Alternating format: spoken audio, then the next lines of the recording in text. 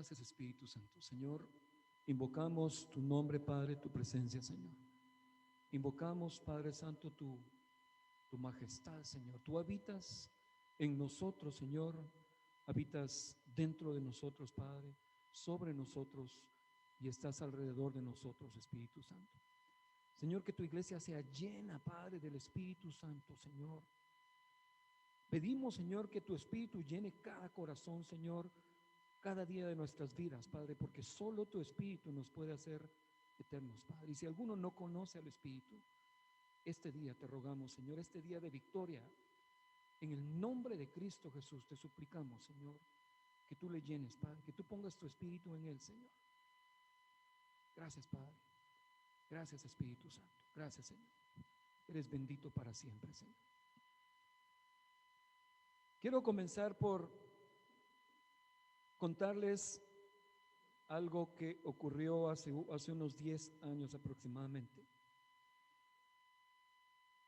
Hace unos 10 años,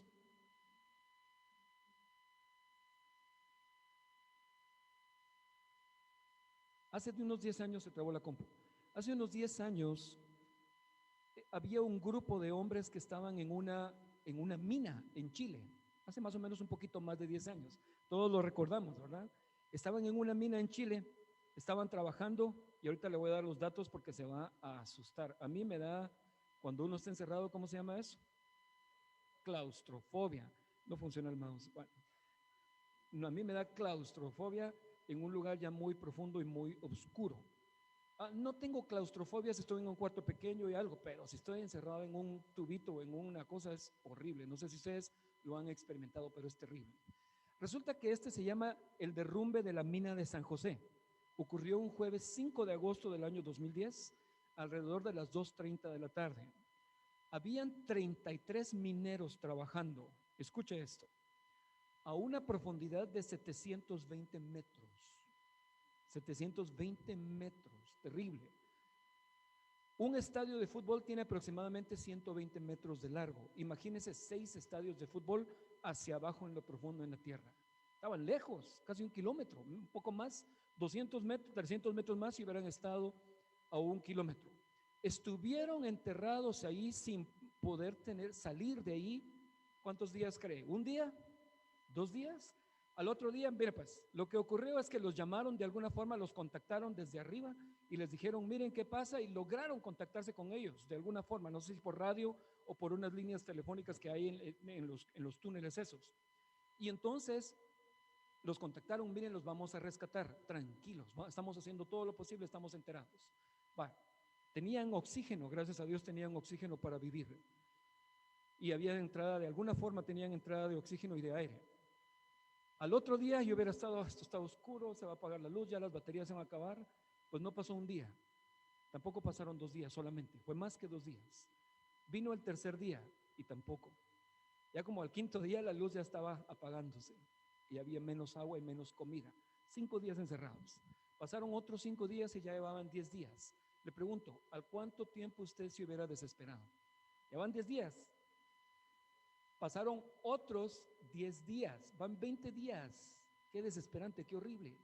Y ellos llamando, miren, ¿van a venir o no van? Estamos trabajando. Eso está muy profundo.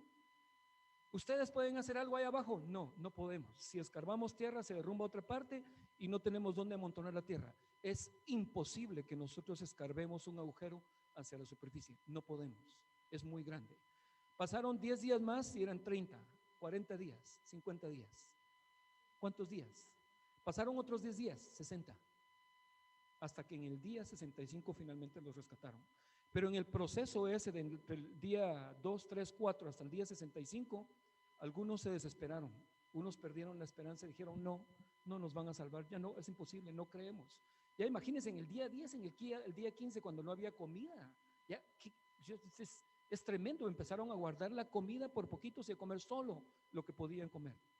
Esta es una historia de incapacidad, de imposibilidad. Imposible que los mineros que estaban hasta allá abajo pudieran abrir un agujero para salvarse ellos a sí mismos. Y este es el mensaje de hoy en día. Este es el mensaje de hoy, precisamente de hoy. La imposibilidad que nosotros teníamos porque caímos en el hoyo pero la imposibilidad que teníamos de volver a la superficie, imposible. No podíamos por nosotros mismos volver a regresar a la superficie. Por eso es que este día, hoy que se celebra este día, es tan importante, y yo le he titulado el día más maravilloso, la resurrección de Jesús, el Cristo. Hoy es el día más maravilloso de la historia completa de la humanidad. No hay otro día más maravilloso. El día del nacimiento fue maravilloso para nosotros, triste para Jesús, para el Padre. ¿Por qué? Y es irónico porque generalmente celebramos el cumpleaños, el nacimiento, pero no celebramos la muerte. Pero en Cristo es más importante la resurrección que su nacimiento, porque en su nacimiento Cristo se humilló. Dice la Biblia, y usted lo puede leer, usted puede saber perfectamente. Dice que Jesús se despojó de sí mismo, se quitó. ¿Sabe cómo es eso? Es como que un rey de la antigüedad dijera: estos que están presos no entienden. ¿Saben qué? Aquí está mi corona. Aquí está mi báculo de autoridad, lo pongo. ¿Saben qué? Me quito el traje real, las vestiduras reales, aquí están. Me quito todo el anillo, me lo quito, el sello, lo entrego. Y me voy a ir a meter a aquella cárcel para hablarles a aquellos hombres de que pueden cambiar, porque si no, me los voy a tener que echar de todas formas. Perdón la expresión, los voy a tener que ejecutar por la justicia. Entonces, es algo parecido. Cristo dice que se despojó de sí mismo y bajó y se hizo hombre. Entonces, realmente nosotros hablamos del nacimiento y celebramos grandemente el nacimiento. Mucha gente, realmente nosotros no lo hacemos, pero mucha gente celebra la Navidad y el nacimiento de Cristo, pero muy poca gente celebra y le da importancia a la resurrección de Cristo, que es el evento más importante de la historia de la humanidad, en el pasado, presente y futuro. Hoy es un día maravilloso, es el día más importante de la cristiandad, sin importar qué día haya sido. ¿Sabía usted que algunos dicen que fue el 3 de abril, otros dicen que no, fue el 7 de abril? No importa, eso es lo menos importante, eso es secundario comparado con lo que Cristo hizo a la hora, en el momento de la resurrección. Lo que importa realmente es la victoria que Jesús obtuvo. Recuerde que por el pecado de Adán, todos sufrimos por culpa de papá Adán, de nuestro abuelo Adán, de nuestro ancestro, de nuestro padre Adán. Él metió la pata y nosotros tuvimos que nacer muertos, separados de Dios. Y vamos a leerlo en las Escrituras a continuación. Y sabe otra cosa, qué triste que muchos cristianos, no puedo decir la cantidad ni porcentajes, pero qué triste que muchos cristianos, cuando oyen Semana Santa, vacaciones, rapidito dicen: vacaciones, qué bueno, voy a irme a la playa, y empiezan a hacer ¿qué? Planes, vacaciones. Uno dice: el viernes lo voy a pasar allá, el otro el sábado nos vamos a ir allá. Y si prestan atención y si mantienen la tradición, dicen: el sábado le voy a dar vara a todos los nenes, vamos a ver, venga, pase, le voy a dar vara a todos, porque tal vez así crecen un poquito más según la tradición, ¿verdad? Bueno, a mí me dieron vara, pero no por el día sábado, sino que porque era un niñito muy tremendo. Bueno, entonces, qué triste que automáticamente pensamos en vacaciones, pero no en Cristo. No importa si la semana es exacta, no importa si el año es exacto, ocurrió. Lo que importa es el evento, la victoria de Cristo. Y esta es una semana para recordarle al mundo la victoria de Cristo, su muerte y su victoria. Entonces es una ironía que celebramos más el nacimiento que la muerte y la resurrección. Es como el general que un día se gradúa de general y cuando llega a su casa, o mariscal, porque mariscal es mayor que general, cuando llega a su casa, su familia está con el pastel, con una velita, y le dicen: qué bueno que cumpliste un año. Y él dice: pero soy general. Pero qué bueno cumpliste, queremos celebrar el día que naciste, el día que cumpliste un año, el día que naciste. Y él dice: pero soy general, no soy un niño de un año. No, pero entonces, ¿sabes qué? Te vamos a celebrar el día que entraste al ejército como soldado raso. Y él dice: pero soy general, ¿por qué me celebran el día que entré como soldado si soy general? Y eso es lo que muchas veces hace la cristiandad. Es más importante el día que Cristo vino a la tierra y se humilló que el día que Cristo resucitó y el día que Él venció todo. Porque escuche esto, es muy importante. Los tres eventos importantísimos por los cuales usted tiene que pasar bueno, no pasar, los cuales tienen que nacer en su corazón, los cuales tienen que entrar en su corazón. Primero, creer y entender la muerte de Cristo en la cruz. En la cruz lo que pasó es que Jesús pagó la deuda de nosotros, de todos nosotros, la deuda de Adán, la deuda que Dios mismo estableció en la ley de Moisés, el castigo, la sentencia. Es como cuando un juez dice, al final del juicio, dice, bueno, ¿qué dice el jurado? Y el jurado se para y dice, consideramos que este hombre es culpable. Entonces el juez dice, bueno, por su delito, la sentencia es pena de muerte. Este hombre tiene que ir a la pena de muerte. Y se marcó la sentencia para todos nosotros. ¿Dónde se marcó? ¿Quién la marcó? ¿Qué juez lo dijo? ¿Qué juez emitió esa sentencia? El Padre Eterno, con Adán y Eva. El día que comas de ese fruto del árbol, morirás. Porque por pecado debe haber muerte. Pecado, el fruto es la muerte. Y no se necesita ser muy conocedor, tener una gran memoria para empezar a recordar un montón de versículos que dicen, la paga del pecado es muerte, mas la dádiva de Dios es vida eterna en Cristo Jesús, Señor nuestro. Y lo que la resurrección nos da es vida eterna en Cristo Jesús. Es sumamente importante que creamos en lo que Jesús hizo en la cruz, su muerte, pero también es sumamente importante que creamos en su resurrección. Mire, dar una prédica de la resurrección es bien sencillo, es bien fácil. Hablar de la resurrección cualquiera puede hacerlo. Creer en la resurrección y recibir el Espíritu que le dio vida a Cristo, eso parece que no es tan fácil. Parece que cuesta un poco más a la mayor parte de la gente. Porque si se dieran cuenta que Cristo resucitó, probablemente rendirían sus vidas inmediatamente. Por eso es que la obra del Espíritu Santo es convencer al mundo de pecado, de justicia y no creen. Entonces, la muerte en la cruz representó pagar la sentencia y la resurrección completa la obra de Cristo para todos nosotros. En la cruz Él pagó la sentencia de muerte, pero en la resurrección Él obtuvo la victoria. ¿Captó eso? En la resurrección Él salió de la muerte. En la resurrección Él agarró a la muerte y le dijo, muerte, ahora te tengo en mis manos. Y la puso bajo sus pies y la tiene bajo sus pies. En la resurrección Jesús ocurrieron un montón de cosas que son beneficio para nosotros, para cada uno de ustedes. Son beneficios, grandes beneficios para nosotros. Entonces es importante. Y el tercer evento que yo creo que es sumamente importante que usted debe pasar es conocer el poder de su resurrección. Si usted no conoce el poder de su resurrección, disculpe, usted todavía está caminando en la cuerda floja. Tiene que recibir el Espíritu Santo. Si usted no tiene el Espíritu Santo, la Biblia dice que usted no es de Cristo. Carlos me dice que soy un poco frío y duro a veces para hablar mis cosas, soy mero áspero, pero hermano, a veces las cosas ásperas como la hierba nos da más salud que lo dulce, que un pastel dulce. A veces es bueno que nos agarren y nos sacudan un poco y nos digan, ¿en qué estás? Voy a la iglesia, no basta. ¿En qué estás? Leo la Biblia, no basta. ¿En qué estás? Pues yo me junto ahí con un grupo y cantamos alabanzas, no basta. Tienes que conocer el poder que le dio vida al cuerpo de Cristo. Y lo vamos a leer en la escritura ahora. Entonces, la muerte y la resurrección de Cristo fueron profetizadas en el Antiguo Testamento de un montón de formas, de un montón de maneras. La muerte de Cristo se predijo de un montón de formas. Un ejemplo, pero voy a leer más versículos. Y no quise poner todos los versículos porque hubieran sido muchos. Pero, ¿recuerda usted a Abraham y a Isaac? Lo vamos a leer un poquito, tal vez más adelante. Abraham e Isaac. Llega Abraham a hacer sacrificio al monte y llega con Isaac. Imagínese qué hubiera hecho usted, ¿verdad? Como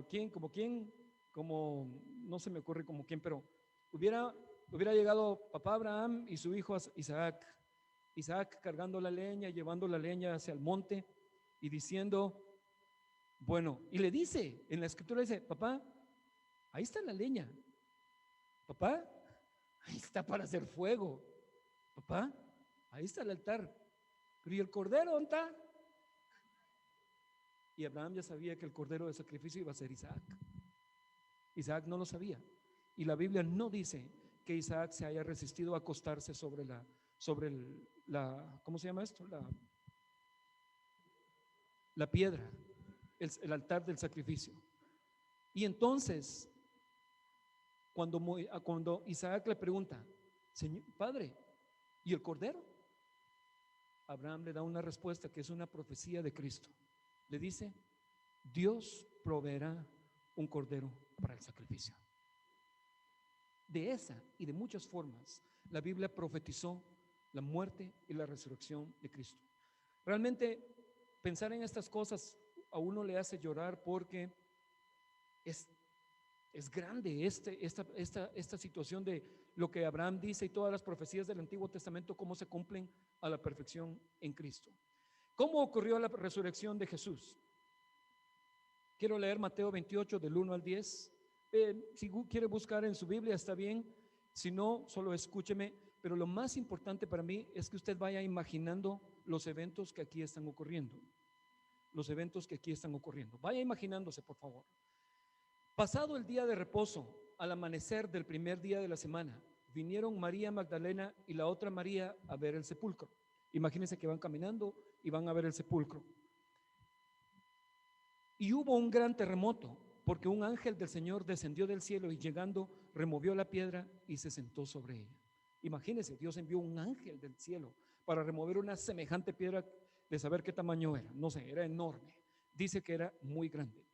Su aspecto, el aspecto del ángel, era como un relámpago y su vestido blanco como la nieve. Y de miedo de él los guardas temblaron y se quedaron como muertos. Mas el ángel respondiendo dijo a las mujeres, les dijo, no temáis vosotras, porque yo sé que buscáis a Jesús, el que fue crucificado. No está aquí, pues ha resucitado, como dijo. Él había anunciado, Jesús mismo había anunciado que él iba a morir y resucitar. Venid, ved el lugar donde fue puesto el Señor, e id pronto y decid a los discípulos que ha resucitado de los muertos, y he aquí va delante de vosotros a Galilea, allí le veréis.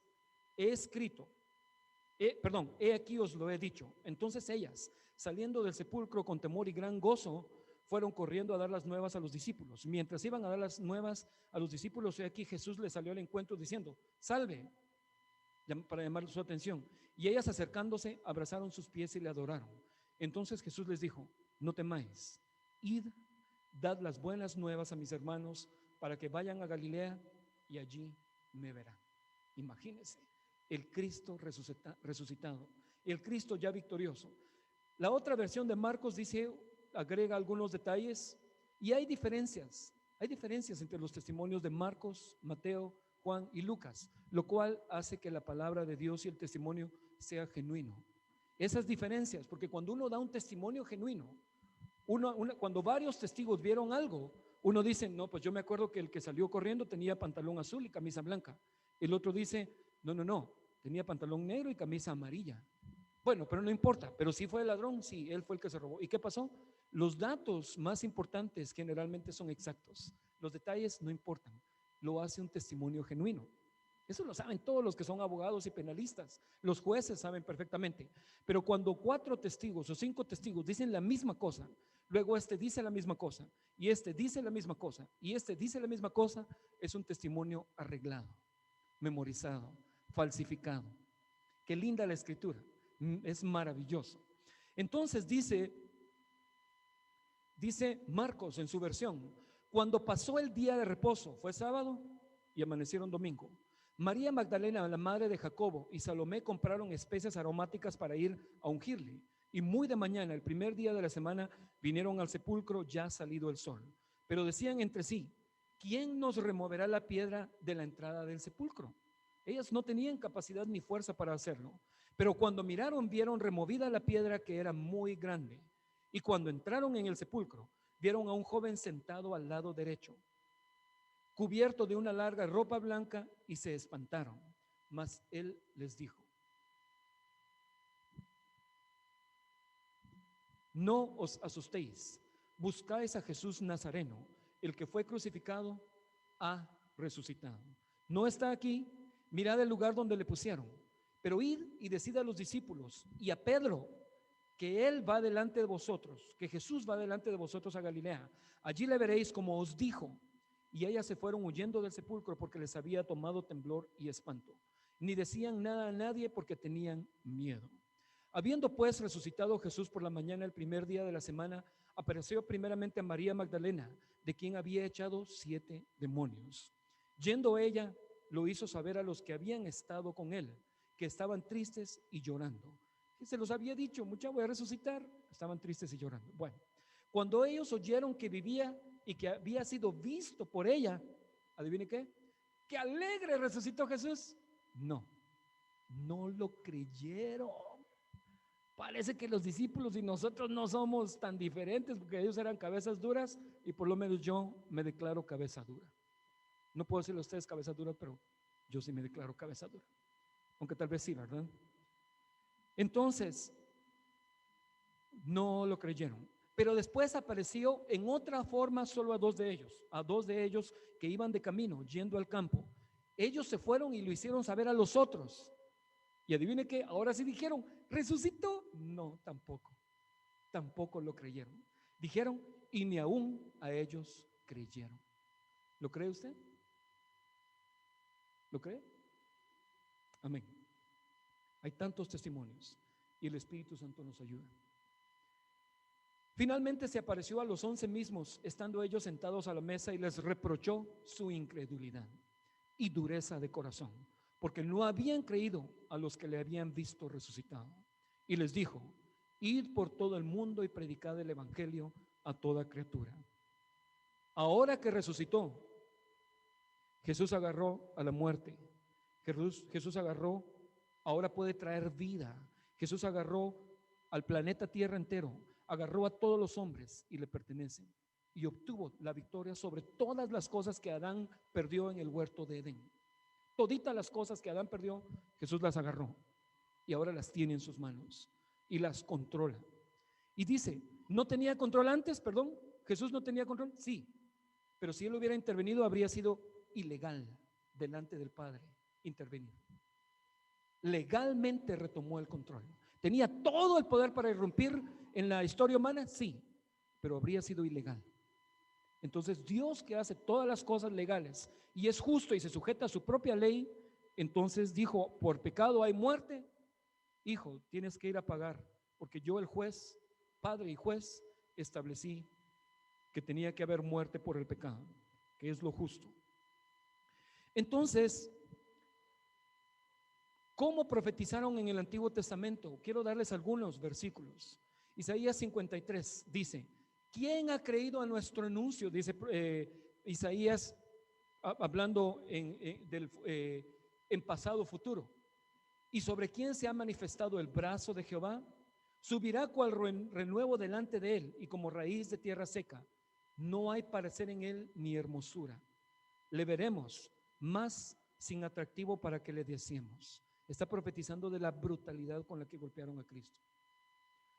Científicamente Jesús debió haber muerto antes, pero él había dicho, nadie me quita la vida, nadie me quita la vida. Yo la pongo y yo mismo la recupero. Entonces, no hay parecer en él ni hermosura.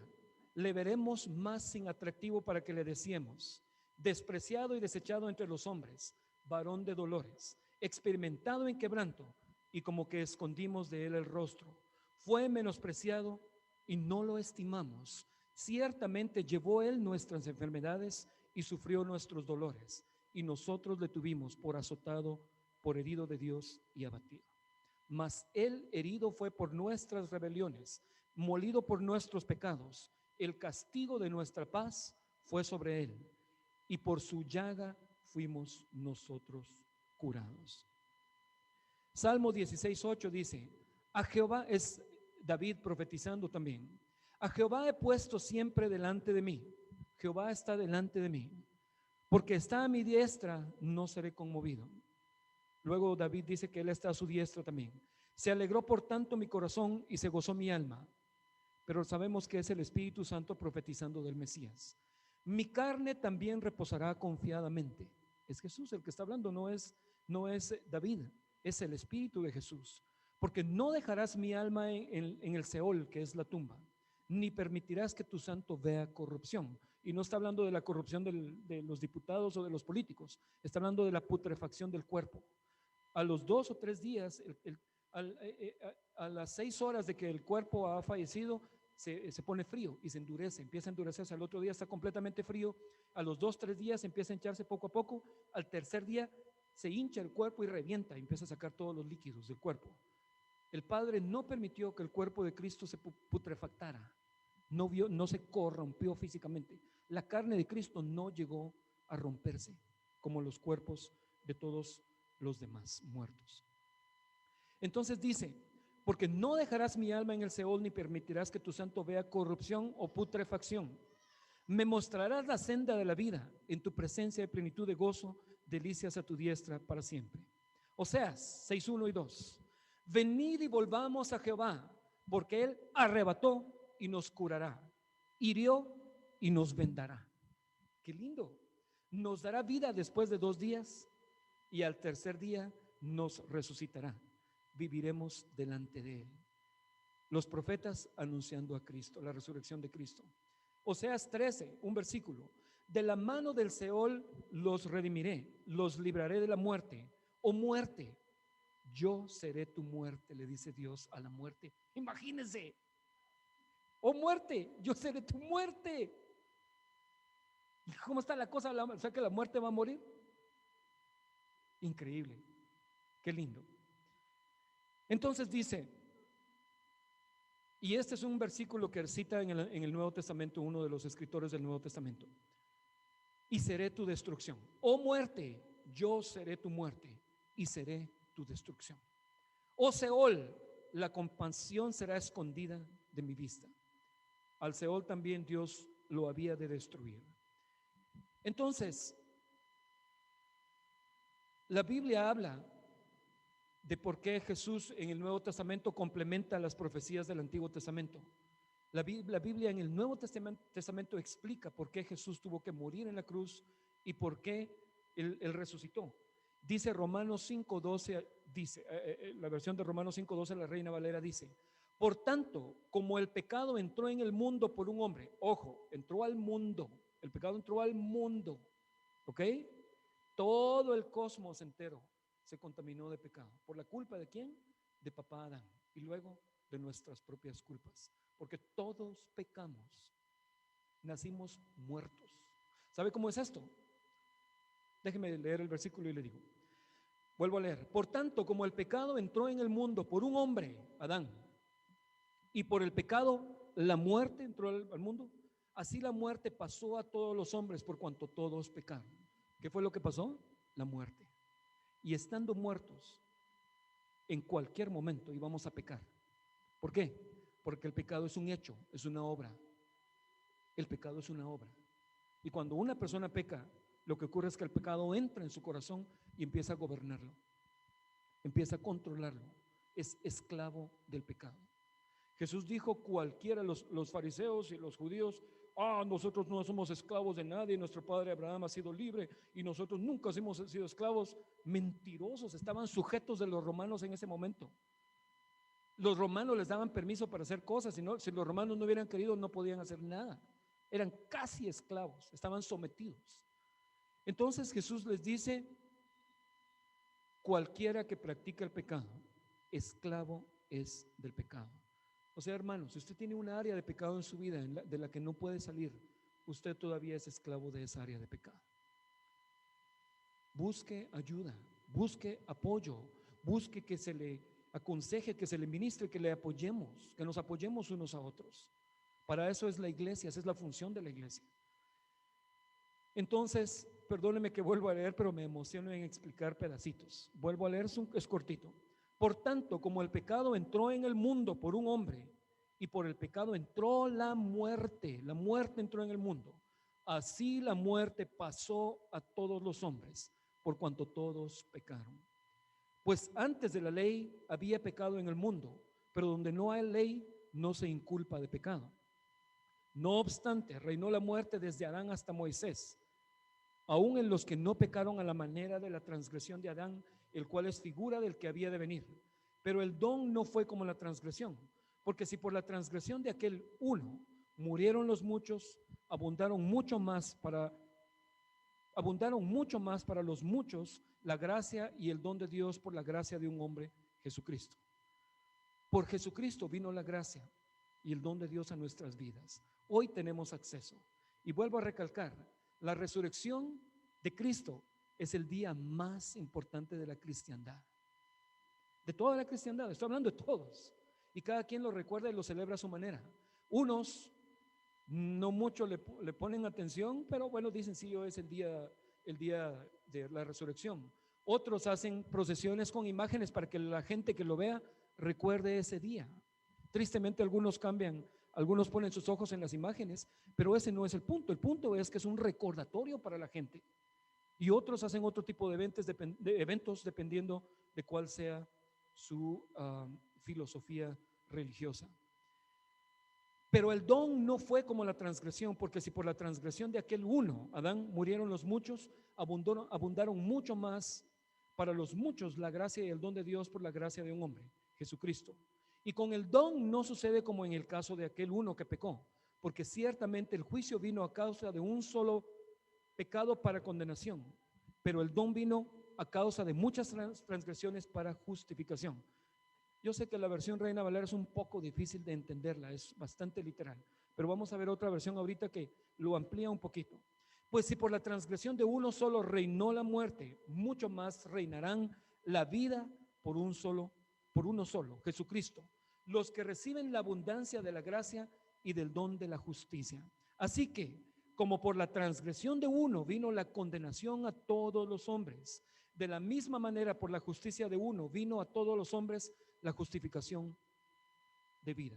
Porque así como por la desobediencia de un hombre, los muchos fueron constituidos pecadores, así también por la obediencia de uno, los muchos serán constituidos justos. Pero la ley se introdujo para que el pecado abundase, mas cuando el pecado abundó, sobreabundó la gracia, para que así como el pecado reinó para muerte, así también la gracia reine por la justicia para vida eterna, mediante Jesucristo Señor nuestro. Ahora leámoslo en una versión un poquito más sencilla. Yo sé perfectamente que las versiones parafraseadas son peligrosas, pero en algunos aspectos nos dan más luz, así que tenemos que tener mucho cuidado con leer versiones parafraseadas e investigar en nuestro propio estudio bíblico qué es exactamente, si se ajusta al texto original. Pero esta versión es muy bonita. Dice: cuando Adán pecó, el pecado entró en el mundo. El pecado de Adán introdujo la muerte, de modo que la muerte se extendió a todos, porque todos pecaron. Es cierto, la gente ya pecaba aún antes de que se entregara la ley, pero no se le tomaba en cuenta como pecado, porque todavía no existía ninguna ley que se pudiera violar. Interesante, ¿verdad? Interesante. Sin ley no hay pecado. Sabíamos todos, antes de la ley, todo el mundo sabía: este es mentiroso, este me cae mal porque es ladrón, aquel no paga, aquel es hipócrita, aquel es chismosa. Sabíamos que había maldad y caía mal. Pero delante de Dios no era un pecado legal todavía. Hasta que la ley vino, el pecado se legalizó y la transgresión se legalizó. Entonces dice: es cierto, la gente ya pecaba aún antes de que se entregara la ley, pero no se le tomaba en cuenta como pecado, porque todavía no existía ninguna ley para violar. Sin embargo, desde los tiempos de Adán hasta los tiempos de Moisés, todos murieron. Muerte sí había. Incluso los que no desobedecieron un mandamiento explícito de Dios, como sí lo hizo Adán. Óigame, ¿cómo está la cosa? Ninguno desobedeció como Adán desobedió, porque Adán oyó a Dios, y Dios le dijo literalmente, con su voz, le dijo, bueno, no sé si audible, no sé cómo era en el huerto de Edén, me imagino que sí, pero Dios le dijo: puedes comer de todos menos de ese árbol. Adán lo oyó. La ley de Dios, cuando le dijo esa frase, Dios estableció una ley para Adán. ¿Cuál era esa ley? Un único mandamiento: solo no comas de ese árbol. Solo un mandamiento. Solo un mandamiento. Bueno, entonces, solo esa ley tenía Adán y la transgredió. Nosotros tenemos un montón de leyes ahora y las transgredimos. Todos transgredimos la ley de Dios. Sin embargo, dice Romanos 5:14, desde los tiempos de Adán hasta Moisés todos murieron, incluso los que no desobedieron un mandamiento explícito, como sí lo hizo Adán. Ahora bien, Adán es un símbolo para representación de Cristo, quien aún tenía que venir. Adán antes de pecar. Pero hay una gran diferencia entre el pecado de Adán y el regalo del favor inmerecido de Dios. Pues el pecado de un solo hombre, Adán, trajo muerte a muchos. Pero aún más grande es la gracia maravillosa de Dios y el regalo de su perdón para muchos por medio de Jesucristo. Y el resultado del regalo del favor inmerecido de Dios es muy diferente de la consecuencia del pecado de ese primer hombre, Adán. Pues el pecado de Adán llevó a la condenación, pero el regalo de Dios nos lleva a ser declarados justos ante los ojos de Dios a pesar, y se me borró ahí, no copió. Creo que dice a pesar de nuestros pecados. Lo copié, pero no copió la última. Ahí lo buscan ustedes. Se borró. 5:17. Pues el pecado de un solo hombre, Adán, hizo que la muerte reinara sobre muchos. Y obviamente cuando dice sobre muchos es todos. Es una manera del libro de Romanos de decir todos. Pero aún más grande es la gracia maravillosa de Dios y el regalo de su justicia, porque todos los que lo reciben vivirán en victoria sobre el pecado y la muerte por medio de Jesucristo. Por la resurrección de Cristo es que usted tiene victoria. Yo quiero que piense en sus logros, sus propios logros. Alguno dirá, bueno, yo logré meter 40 goles en un campeonato de fútbol. Qué gran logro. No se compara en nada al logro de Cristo. Alguien dirá, bueno, yo atravesé el canal de la Mancha nadando. Hay hombres que lo han hecho. No se compara en nada al logro de Cristo. El logro de Cristo era imposible para nosotros. Imposible. Alguien podrá decir, bueno, yo logré levantar una empresa de millones de dólares. No vale. El hombre puede decir, yo logré llegar a la luna en una nave espacial que hicimos en el año 63, 66, no sé cuándo, 63. Jesucristo te diría, bueno, yo fui a la luna sin nave. Tú tienes que usar una nave. Es más, fui al sol y regresé. Es más, fui a las estrellas Alfa Centauri sin traje y regresé a la Tierra. ¿Puedes hacer eso? No podemos. Alfa Centauri es la estrella más cercana, son 930,000, creo yo, millones de años luz para llegar, algo así. Es una cantidad que usted no se imagina. Es como ir de aquí a Shela 40,000 millones de veces en un segundo. Bueno, no, 40,000 millones de veces. Es lejísimos, es lejísimos. La estrella más cercana es lejísimos. Pero bueno, por uno solo que desobedeció a Dios, muchos pasaron a ser pecadores. Pero por uno solo que obedeció a Dios, el único que podía obedecer, muchos serán declarados justos. La ley de Dios fue entregada para que toda la gente se diera cuenta de la magnitud de su pecado. Pero mientras más pecaba la gente, más abundaba la gracia maravillosa de Dios. Entonces, así como el pecado reinó sobre todos y los llevó a la muerte, ahora reina en cambio la gracia maravillosa de Dios, la cual nos pone en relación correcta con Él y nos da como resultado la vida eterna por medio de Jesucristo, nuestro Señor. Y sabe una cosa, la muerte es un ente, no sé cómo describirlo, no tengo las palabras, tal vez nadie pueda definir qué es la muerte, porque la Biblia no dice exactamente qué es la muerte, pareciera que es un espíritu. Léalo, escuche lo que dice Lucas 12:18. Y dijo, bueno, está hablando de aquel hombre, el rico que se fanfarroneaba de todos sus logros. Está hablando del rico que fanfarroneaba de todos sus logros. Y dijo, esto haré, derribaré mis graneros y los edificaré mayores, logros personales. Y allí guardaré todos mis frutos y mis bienes, y diré a mi alma, alma, muchos bienes tienes guardados para muchos años. Repósate, come, bebe, regocíjate. Todo en la carne, nada en el espíritu. Pero Dios le dijo, necio, esta noche vienen a pedirte tu alma. Y lo que has provisto, ¿de quién será? Así es el que hace para sí tesoro y no es rico para con Dios.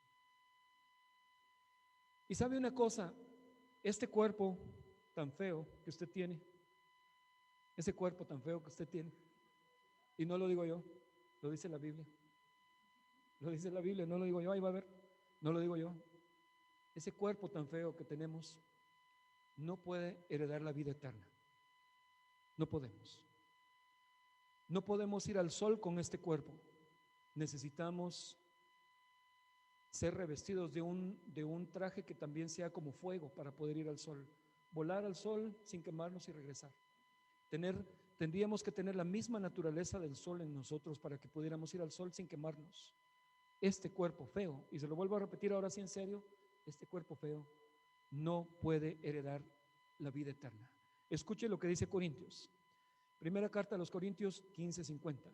Pero esto digo, hermanos, que la carne y la sangre, una manera judía de hablar del cuerpo humano, no pueden heredar el reino de Dios. Ni la corrupción, o sea, la putrefacción, este cuerpo que se pudre, hereda la incorrupción, que es lo que no se puede podrir. He aquí os digo un misterio, no todos dormiremos, pero todos seremos transformados. En un momento, en un abrir y cerrar de ojos, a la final trompeta, porque se tocará la trompeta y los muertos serán resucitados incorruptibles. Y nosotros seremos transformados, porque es necesario que esto corruptible se vista de incorrupción y esto mortal se vista de inmortalidad.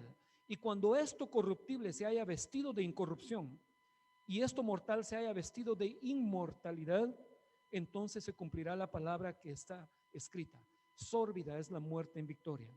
¿Dónde está, oh muerte, tu aguijón? ¿Dónde, oh sepulcro, tu victoria? Ya que el aguijón de la muerte es el pecado y el poder del pecado la ley. Mas gracias sean dadas a Dios, que nos da la victoria por medio de nuestro Señor Jesucristo. Así que, hermanos míos, amados, estad firmes y constantes, creciendo en la obra del Señor siempre, sabiendo que vuestro trabajo en el Señor no es en vano. Ahora, la muerte dice: ¿dónde está, muerte, tu aguijón? ¿Dónde está, sepulcro, tu victoria? Ya que el aguijón de la muerte es el pecado. ¿Sabe qué se me ocurre cómo ejemplificar ese versículo? Es un doctor, una jeringa y un veneno entre la jeringa. Así es. El aguijón, usted sabe que un aguijón es una punta que tienen los animales que pullan, ¿verdad? Y le inyectan un como veneno que como arde. Yo no sé si los ha picado alguna vez una abeja, una avispa, pero parece fuego. Es horrendo. A mí me picó una pequeñita aquí un día, pues apenas. Yo tenía un guante de cuero y pasó una abeja, yo estaba comiendo y dice así. Estaba trabajando en el barco y la abeja se prendió y apenas la puntita, o sea, la puntita quedó trabada en el guante de cuero, lo atravesó. Pero apenas la puntita me tocó. Y miren, pasé como un día. No, perdón. Especialmente yo que, aunque no soy tan chillón, pasé como 8 días llorando por eso. Si fuera chillón hubiera pasado 20. Pero como no soy tan chillón, pasé solo un día llorando. Pero miren, me ardía como que hubiera sido fuego por adentro. Y fue poquitíos. Imagínense que me hubiera metido todo. Yo digo que se me cae la mano. Tal vez no sé qué hubiera hecho. Porque es que fue terrible. Fue terrible el dolor, ese día fue un ardor terrible. Entonces, el aguijón es una aguja. El pecado, vamos a ver, el aguijón de la muerte es el pecado y el poder del pecado la ley. Es como que si un doctor dice: bueno, pónganle una inyección, ahí está el aguijón, la aguja que te inyecta. El líquido es el pecado que entra a tu cuerpo y te empieza a matar. Y lo que le da poder a ese líquido es el doctor. Bueno, en este caso es un doctor que debería ser para salud, pero es la persona que tiene autoridad para inyectarte. En este caso es la ley. La ley es la que te inyecta. Por la ley es que el aguijón puede inyectar pecado en tu vida y hacer que se evidencie. Mire, tal vez no es el mejor ejemplo, pero no encontré otro. Espero que logre visualizar que el pecado es algo que inyecta en su vida. Entonces, leamos un pedacito en la otra versión. Lo que les digo, amados hermanos, es que nuestros cuerpos físicos no pueden heredar el reino de Dios. Estos cuerpos que mueren no pueden heredar lo que durará para siempre. Pero permítanme revelarles un secreto maravilloso. No todos moriremos, pero todos seremos transformados. Sucederá en un instante, en un abrir y cerrar de ojos, cuando se toque la trompeta final. Pues cuando suene la trompeta, los que hayan muerto resucitarán para vivir por siempre, y nosotros, los que estemos vivos, también seremos transformados. Pues nuestros cuerpos mortales tienen que ser transformados en cuerpos que nunca morirán. Nuestros cuerpos mortales deben ser transformados en cuerpos inmortales. Entonces, cuando nuestros cuerpos mortales hayan sido transformados en cuerpos que nunca morirán, se cumplirá la siguiente escritura: la muerte es devorada en victoria. Oh muerte, ¿dónde está tu victoria? Oh muerte, ¿dónde está tu aguijón? ¿Por qué? Porque vamos a ser eternos. Ya no va a haber poder de la muerte para inyectarnos. Pues el pecado es el aguijón que termina en muerte, y la ley le da al pecador su poder. Pero gracias a Dios, Él nos da la victoria sobre el pecado y la muerte por medio de nuestro Señor Jesucristo. Por lo tanto, mis amados hermanos, permanezcan fuertes y constantes, etcétera. Entonces,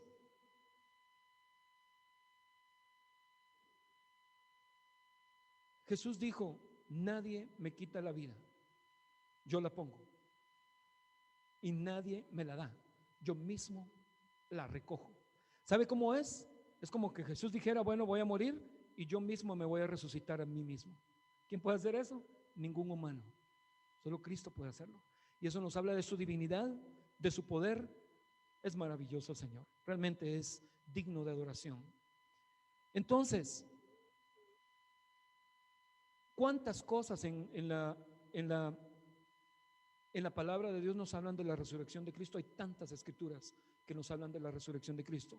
El punto del día de hoy y la enseñanza y la predicación del día de hoy es de que si usted está consciente que un día vamos a resucitar, que tenemos la promesa de la resurrección de Cristo, la resurrección de Cristo en nosotros,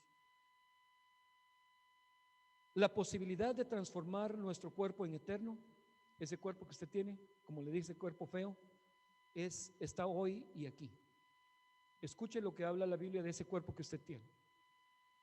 Filipenses 3:20: mas nuestra ciudadanía está en los cielos, de donde también esperamos al Salvador, al Señor Jesucristo, el cual transformará el cuerpo de la humillación nuestra para que sea semejante al cuerpo de la gloria suya, por el poder con el cual puede también sujetar a sí mismo todas las cosas. Dice aquí que su cuerpo, que este cuerpo es de nuestra humillación. Usted dice: yo le echo vitaminas, hago ejercicio, voy al gimnasio, levanto, miren mis músculos, miren ya la panza, ya miren 1, 2, 3, 4. Nada, ese es su cuerpo de la humillación. Estamos humillados mientras estemos en este cuerpo. ¿Por qué? Porque este cuerpo va a morir y tiene que morir. Este cuerpo ha sido inyectado con el pecado y todavía está sujeto a la muerte física. Cristo ya nos dio vida en el hombre interior, pero todavía falta que nos dé vida en el hombre exterior, la resurrección. Y dice que se va a completar cuando en la trompeta final. En la trompeta final vamos a resucitar, solo que unos para vida eterna y otros para condenación eterna. ¿Dónde está tu confianza? ¿Dónde está tu confianza? Y para ir concluyendo ya solo me quedan 45 minutos, entonces voy a hacer la conclusión. Para ir concluyendo ya, en la cruz Jesús pagó la sentencia por el pecado, que era la muerte, pero en la resurrección Él obtuvo la victoria, Él conquistó. Esa es nuestra confianza. Óigame, venimos a la iglesia para estar contentos, porque es bonito, porque es bueno, porque hay un Dios, porque Jesús murió en la cruz. Sí, Jesús murió en la cruz, pero también venimos con la esperanza de que por la muerte de Cristo en la cruz y por el poder que resucitó ese cuerpo de Cristo, nosotros un día seamos resucitados. Si no estás caminando en ese entendimiento, necesitas afianzar en tu mente que un día vas a resucitar. El punto es: ¿a qué vamos a resucitar? ¿A vida eterna o a condenación eterna?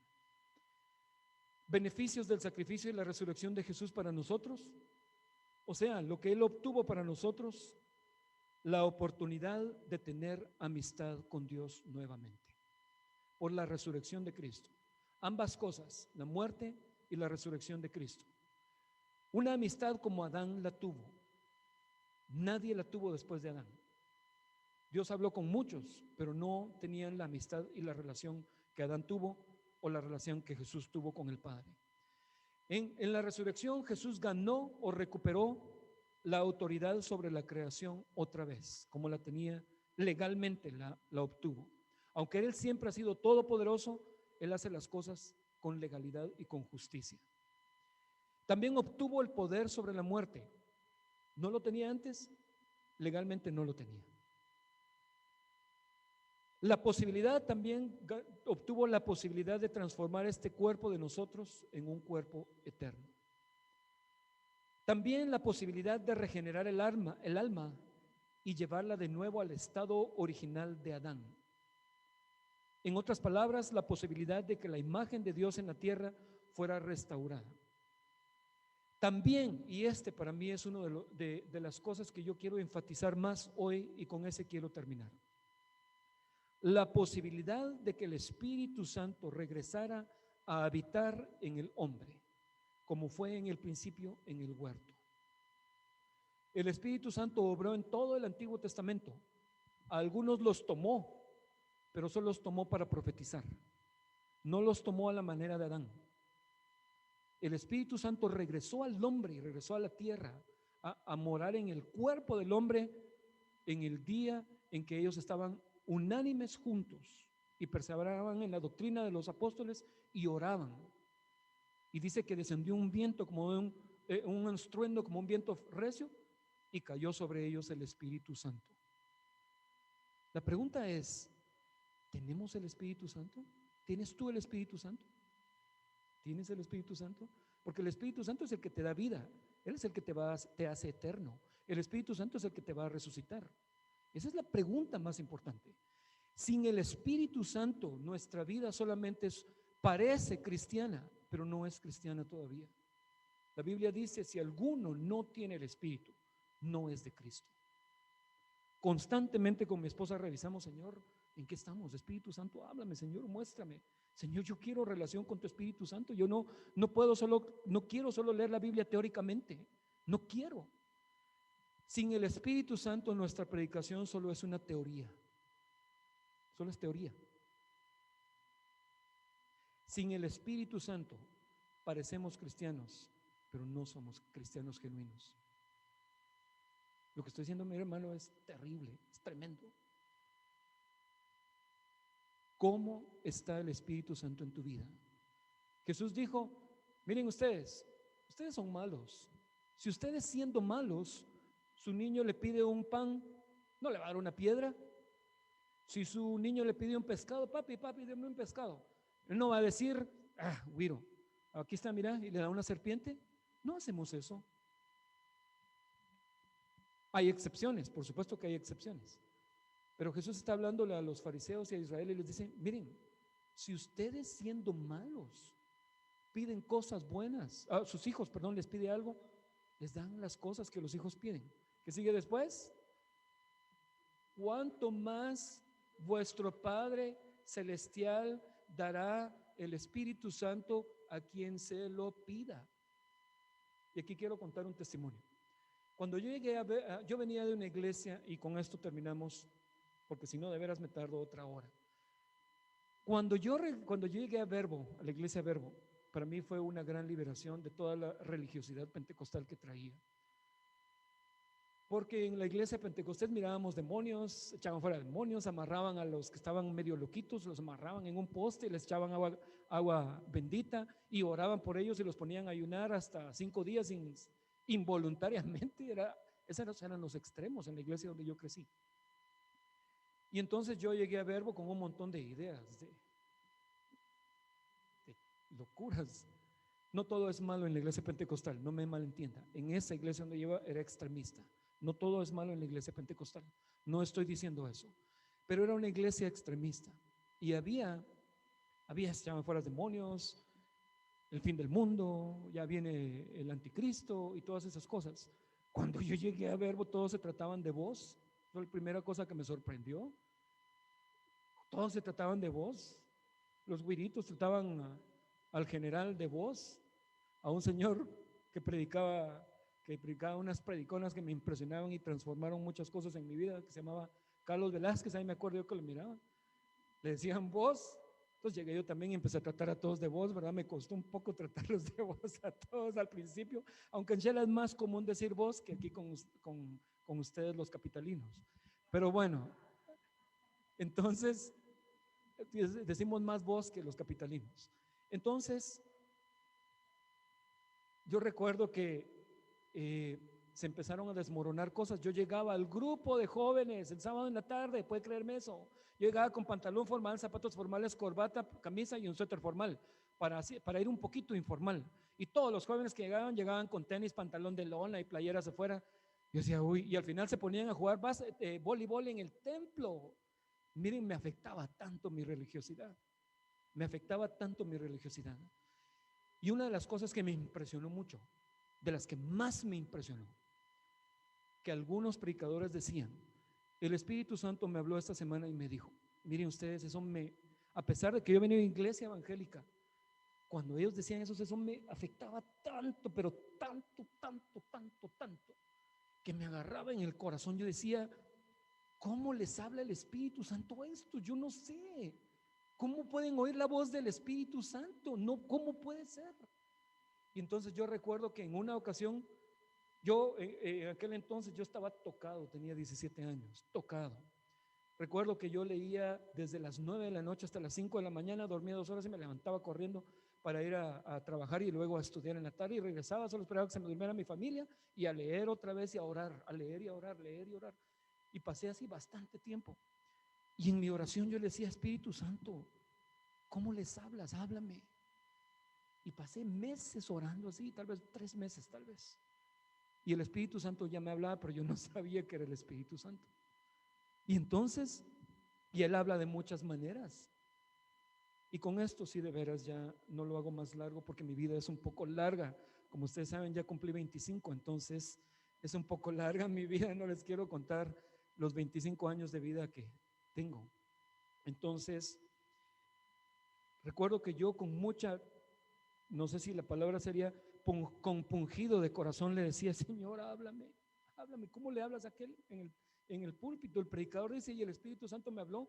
Y sabe que era lo que más me impactaba, que lo que él decía, el Espíritu Santo me dijo que dijera esto y ¡pah! Era para mí. ¿Era para mí? Para mí era. Yo decía, ¿será que conoce mi vida? Decía yo, ¿será que sabe mis clavos? ¿Por qué me está predicando a mí? Y todo lo que, la mayor parte de lo que decía era para mí. Decía yo, bueno, eso va a ser para uno de aquellos dos mis cuates, ¿verdad? Porque también los conocía. Y entonces el Espíritu Santo empezó a hablarme y manifestarse en mi vida. En una ocasión, solo les conté un testimonio y todavía lo sigue haciendo, todavía lo sigue haciendo. Hace como 2 semanas me habló, pero me habló a mí, no les voy a contar que me habló, a mí me habló. El Espíritu Santo me mostró algo a mí. Hace 2, un poco más tal vez, 3 semanas. Pero en esa ocasión yo recuerdo que una noche me acosté y yo tenía una relación difícil con mis padres porque ellos, como ellos eran y como yo era. Entonces, recuerdo que me acosté y a medianoche yo tuve una visión o sueño, no sé qué fue. Yo vi 2 hombres con una cara de odio que se acercaron cada uno a mi lado, al lado de mi cama. Y no estoy mintiendo, el Espíritu Santo sabe que estoy diciendo la verdad. Él me va a juzgar lo que estoy diciendo. Él sabe que estoy diciendo la verdad. Se pararon a mi cama, inmediatamente yo, con mis ojos cerrados y oscura la luz, porque para encender el foco estaba lejos, encender la luz, inmediatamente sentí que ellos estaban parados al lado mío. No tengo una explicación bíblica para eso, discúlpeme, no la tengo, pero me pasó. Entonces vinieron y me pusieron una manta encima y empezaron a presionar, pero yo miraba su rostro de ira, de odio contra mí. Y en eso desperté y lo seguía viendo y seguía teniendo la misma experiencia, que me estaba ahogando y decía, ¿por qué pasa esto? Entonces me acordé que alguien dijo, canta alabanzas, canta alabanzas. En la alabanza habita la presencia de Dios. Y empecé a tratar de cantar una alabanza, ya estaba despierto. 5 segundos para mí fueron larguísimos, larguísimos en esa experiencia. Y cuando pude decir el más mínimo sonido de voz, hubo una explosión. Y salieron corriendo. Y me senté sobre la cama y tuve una visión. Dios me mostró un campo verde lindísimo, aquí la tengo todavía. Un campo verde y había una torre blanca, lindísima. Y yo recuerdo que en la visión yo vi el campo y vi hacia arriba automáticamente. Y esa torre atravesaba el cielo azul y no tenía fin. Y escuché, la única vez en mi vida que he escuchado una voz más audible que las demás veces, cuando el Señor me dijo, este es mi poder y tú no lo conoces. Cambió mi vida para siempre. Y otro montón de cosas que casi nunca cuento, porque cuando uno cuenta cosas así, mucha gente empieza a ser sensacionalista y también empiezan a ver cosas. Entonces, la mayor parte de cosas me las guardo para mí. El año pasado, mi suegra estaba malita de su ojo y el Espíritu Santo me habló, todavía no ores por ella. Y dije, ok, porque automáticamente uno dice, bueno, oremos pues, mecánicamente, robóticamente uno dice, oremos pues. Y yo ya iba a orar, pero dije, no, entonces no, Espíritu Santo, esperemos. Empezó a tomar antibiótico para su ojo, empezó a tomar antibiótico y antibiótico. Pasó, yo la llamaba, le preguntaba cómo va con su ojo, muy consciente de su ojito.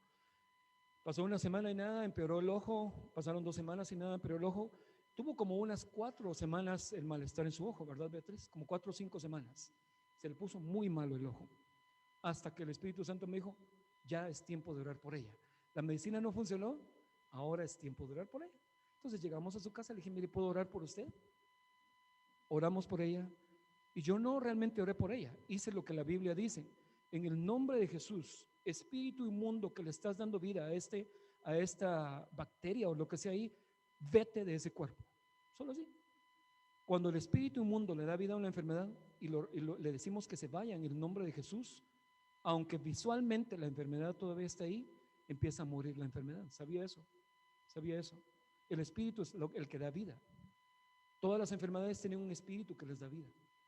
Entonces, como a los 2 días su ojo ya estaba casi restaurado. A los que creen en mí seguirán estas señales. Pregunto, ¿el Espíritu Santo habita en tu corazón? No me conteste. Es para usted mismo. ¿El Espíritu Santo habita en ti? ¿Estás actuando por fe o por vista?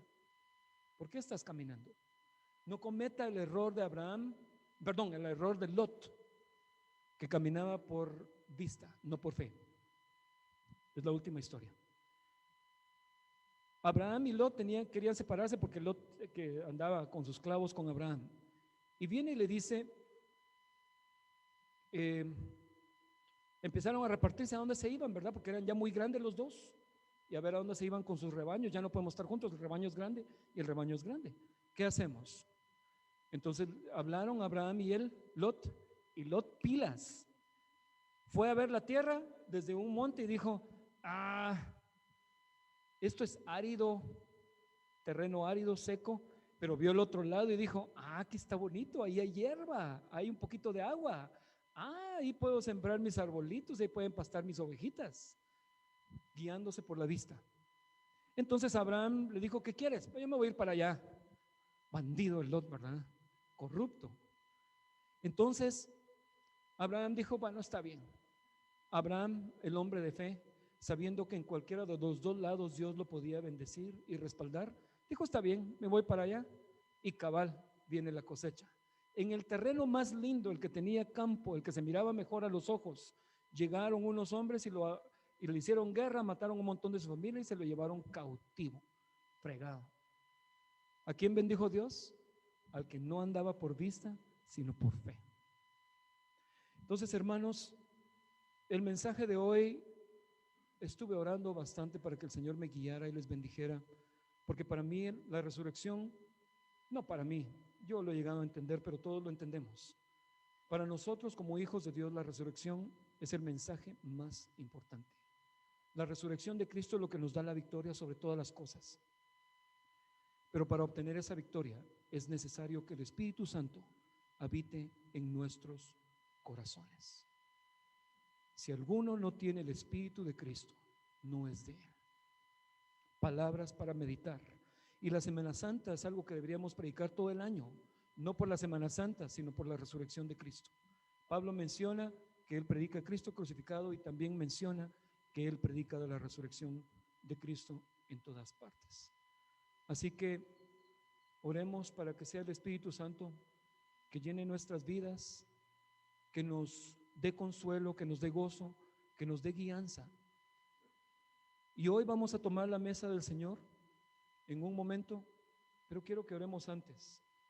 ¿Y por qué volteé esto? Disculpen, porque por los hermanos de... quiero que oremos un momento para que pidamos al Espíritu Santo que venga y habite en nuestros corazones, que nuestra vida no sea teoría, que no sea un ritual de venir a la iglesia, sino que de veras, que el Espíritu Santo transforme nuestro corazón. Sin el Espíritu Santo transformando nuestro corazón, no hay nada.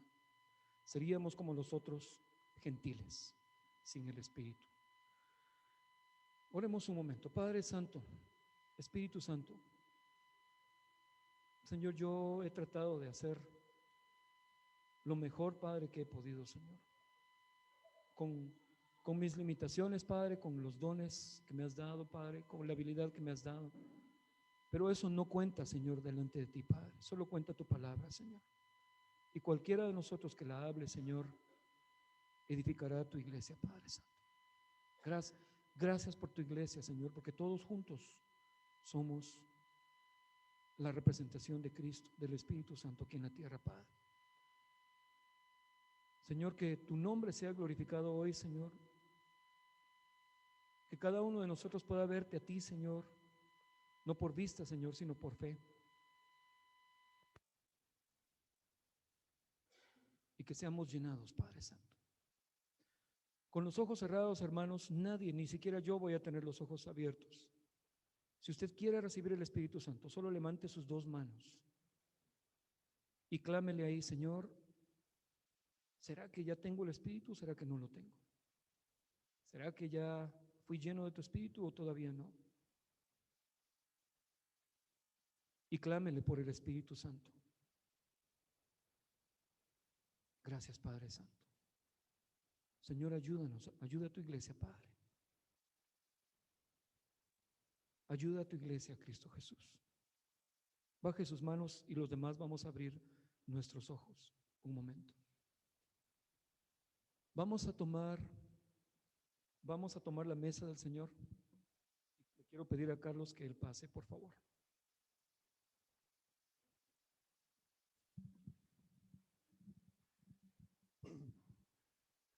Junto con la dicha que siempre tenemos el primer día del mes, primer domingo del mes, de celebrar precisamente la muerte de Cristo, anunciándolo hasta que Él venga. Ya nos fue explicado de diferentes maneras lo importante de la victoria. Dice, Pablo lo resume en un solo versículo: si Cristo no resucitó, vana es nuestra fe. Porque es la resurrección de Cristo la que le da vida a todo. Así que ya, así como se meditó, como nos exhortó Joel a meditar en la plenitud del Espíritu Santo, sí, tenemos el Espíritu Santo, cada vez que venimos a participar de la mesa del Señor, es la oportunidad de que meditemos cómo estamos con el Señor, que nos pongamos a cuenta. Él conoce nuestras debilidades. Ninguno de nosotros vive sin pecar, entendiendo por pecar fallar. No, ya no somos esclavos del pecado, ya no practicamos el pecado. Porque el que practica el pecado no es de Dios, el que se mantiene en un pecado. Pero fallas las tenemos todos. Y para evitar que el enemigo gane ventaja sobre nosotros, el Señor nos da esta oportunidad. Que para participar del pan que simboliza su cuerpo y del jugo de la vid que simboliza su sangre, nos pongamos a cuenta, nos quitemos si hay algún sentimiento de culpabilidad. Es que fallé. Platicaba con un hermano y él me decía: no, mira, es que metí las 4, metí las 8. Y hay ese sentimiento de culpabilidad. Y el Señor dice que ninguna condenación hay para los que estamos en Cristo Jesús. Y esto es para ayudar nuestra fe, que por el hecho de venir y participar del pan que simboliza el cuerpo y de tomar el jugo de la vid que simboliza la sangre, ayuda a nuestra fe a decir: sí, es cierto, Dios me conoce, Dios conoce mi arrepentimiento y Dios me perdona. Y podamos volver al gozo de nuestra salvación y de caminar con Dios. Así que vamos, por favor, pasen a tomar los elementos para participar de este momento.